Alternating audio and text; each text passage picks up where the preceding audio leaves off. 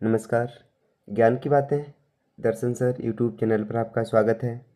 तो आज है 6 जून और 6 जून की करंट अफेयर हम कवर कर रहे हैं। तो चलिए शुरू करते हैं आज का पहला प्रश्न। तो माई भारत युवा सम्मेलन दिल्ली में खेल मंत्रालय का भव्य माई भारत युवा सम्मेलन आयोजित किया गया, जिसमें 6000 से अधिक युवाओं ने भाग लिया। इसमें पहलवान अमन सहरावत और धावक गुरिंदर सिंह भी उपस्थित रहे। तो प्रश्न ये है, माई भारत मेरा युवा भारत कब लॉन्च किया गया था? तो ये 2023 में पीएम मोदी द्वारा लॉन्च किया गया था। तो माई भारत माई युवा सम्मेलन का आयोजन कहाँ हुआ? नई दिल्ली। अगला प्रश्न, दिल्ली एनसीआर वाहन योजना में 9,585 करोड़ क्या है, ये समझते हैं। केंद्रीय कैबिनेट ने 2.07 लाख BS4 पुराने ट्रक बसों को BS6 इलेक्ट्रिक व्हीकल में बदलने के लिए 2 साल के लिए योजना की मंजूरी की और इसके लिए 9,585 करोड़ को आवंटित किया। तो BS Bharat stage BS6 Bharat का सबसे कठोर उत्सर्जन मानक माना जाता है। अगला प्रश्न, केंद्र सरकार ने FCI के खाद्यान्न बैग की QR कोड टैगिंग को AP यानी आंध्र प्रदेश, तेलंगाना और उड़ीसा तक बढ़ाया है। इस बात को याद रखिए। तो FCI खाद्यान्न बैग QR टैगिंग का विस्तार कहाँ तक कर दिया? तो आंध्र प्रदेश, तेलंगाना, उड़ीसा तक। FCI की full form food corporation of India. FCI की स्थापना 1965 में की गई थी।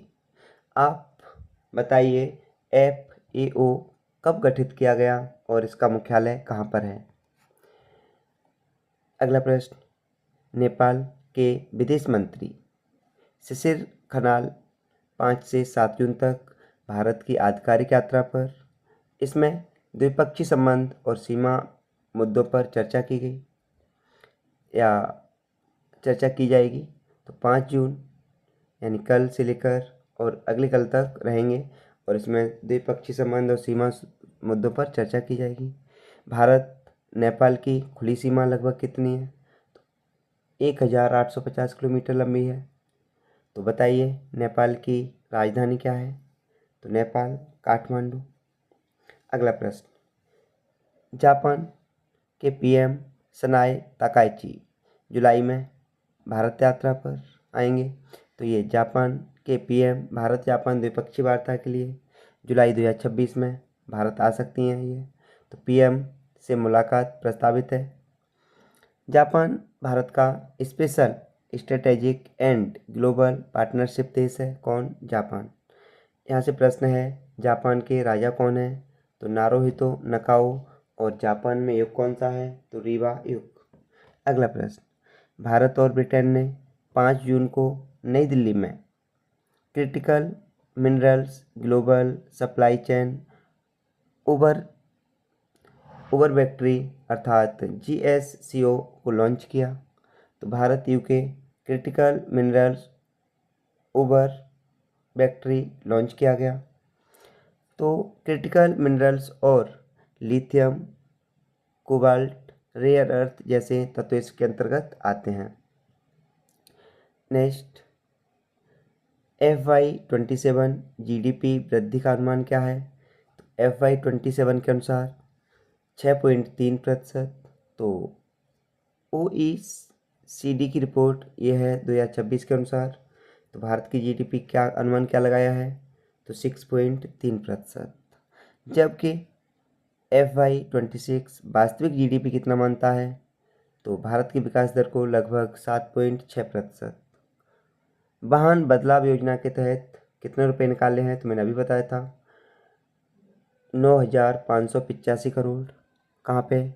दिल्ली के NCR में BS4 से BS6 के लिए। नेक्स्ट, OECD ने इकोनॉमिक आउटलुक अंडर प्रेशर जून 2026 रिपोर्ट में भारत की FY27 GDP वृद्धि दर को 6.1 से बढ़ाकर कितना किया? तो 6.3। अगला प्रश्न, केंद्रीय कैबिनेट ने 10,000 करोड़ का ETF की full form aviation Tribune fuel fund को मंजूर किया। तो इससे क्या होगा? हवाई यात्रा सस्ती होंगी। विश्व बैंक में नीलकंठ मिश्र को भारत का एग्जीक्यूटिव डायरेक्टर नियुक्त किया। तो विश्व बैंक में नीलकंठ कौन बन गए? भारत के एग्जीक्यूटिव डायरेक्टर। इनकी नियुक्ति कब की गई है? तो 4 जून 2026 को। OECD अर्थात organisation for economic cooperation and development, इस संगठन में कितने देश सम्मिलित हैं? तो OECD में 38 देश सम्मिलित हैं। नेक्स्ट, अर्जेंटीना के लियोनेल मेसी को Princess of Asturias award for sports 2026 से सम्मानित किया गया। तो याद रखना, अर्जेंटीना के लियोनेल मेसी को Princess of Asturias award for sport 2026 के लिए सम्मानित किया गया है। यह पुरस्कार स्पेन का सर्वोच्च नागरिक सम्मान है और मेसी 8 बार बैलन डी और पुरस्कार भी जीत चुके हैं, इस बात को भी याद रखना। बलविंदर सिंह धालीवाल का निधन हो गया। तो भारतीय शॉटपुट खिलाड़ी और अर्जुन पुरस्कार विजेता बलविंदर सिंह ढालीवाल का 1 जून 2026 को निधन हो गया। कितनी उम्र के थे? तो 67 की उम्र की। और अर्जुन पुरस्कार 1961 में शुरू हुआ था। तो अर्जुन पुरस्कार के तहत 15 लाख रुपए की धनराशि दी जाती है। तो भलिंदर सिंह किस खेल से संबंधित थे? शॉटपुट, और इन्हें अर्जुन पुरस्कार भी मिला था और इनके हाल ही में निधन हो गया है, मृत्यु हो गई है, याद रखना। तो भलिंदर सिंह एक शॉटपुटर। और बढ़ते हैं आगे।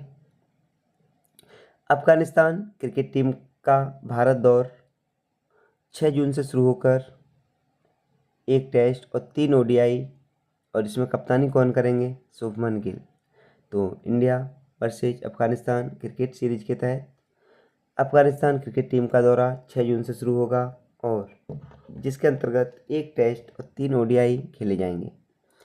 यह अफगानिस्तान की भारत पहली आधिकारिक टेस्ट सीरीज होगी, ये बात भी याद रखना। अगला, HSBC rugby premium league season 2 16 से 28 जून कहाँ खेला जाएगा? गच्ची बावली स्टेडियम कहाँ पे है? हैदराबाद में। महिला लीग की पहली बार शुभंकर हो रहा है रग्बी प्रीमियम लीग। जैसे IPL होता है तो IPL की तरह चलेगा अब रग्बी प्रीमियम लीग 2026। नेक्स्ट, 5 जून को हम कौन सा दिवस मनाते हैं? तो 5 जून को विश्व पर्यावरण दिवस, वर्ल्ड एनवायरनमेंट डे। और इसकी 2026 में थीम क्या रही? तो beat plastic pollution act now. तो beat plastic pollution act now इसकी थीम है, याद रखिए। संयुक्त राष्ट्र पर्यावरण कार्यक्रम UNEP United Nation Environment Programme ने इसका आयोजन आरंभ किया था। तो कब मनाते हैं? 5 जून को। तो WED ने 1972 में स्टॉकहोम पर्यावरण सम्मेलन से इसकी शुरुआत की थी और भारत 2011 में इस दिवस का होस्ट भी था। तो भारत होस्ट कैसे था? तो हर वर्ष कोई ना कोई देश 5 जून को पर्यावरण दिवस का होस्ट देश कहलाता है। तो भारत ने कब संभाला था? तो 2011 में इसका आयोजन संभाला था। नेक्स्ट, गगनयान मिशन देरी।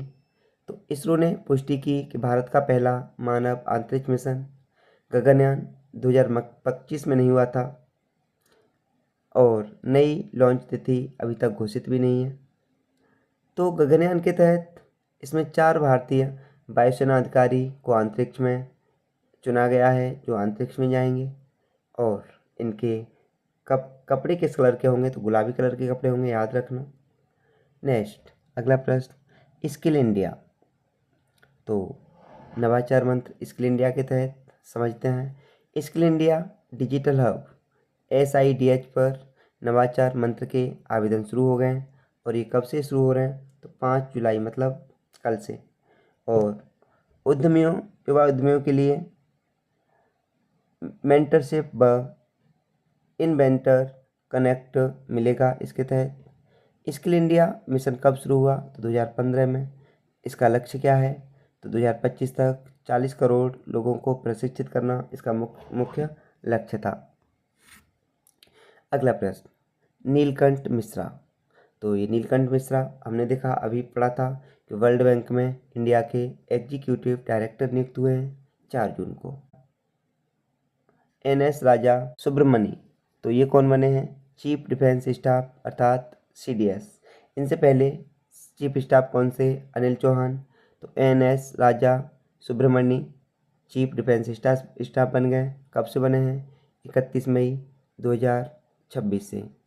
संजय मल्होत्रा, तो संजय मल्होत्रा कौन है, RBI के गवर्नर हैं और ये कब बने थे, 11 दिसंबर 2024 को।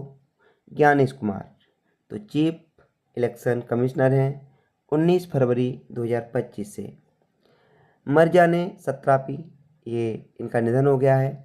तो ईरानी फ्रांसीसी लेखिका थी मरजाने सत्रापी और 4 जून 2026 को 56 वर्ष की उम्र में इनका निधन हो गया है। डॉक्टर सुभाष कश्यप, डॉक्टर सुभाष कश्यप की बात करें तो पूर्व लोकसभा सेक्रेटरी और सेक्रेटरी जनरल और संविधान विशेषज्ञ, 4 जून 2026 को इनका भी निधन हो गया था। JP दास, ये उड़िया कवि हैं, IAS अधिकारी भी थे, 3 जून 2026 को ये भी लेट हो गए अर्थात निधन हो गया इनका भी।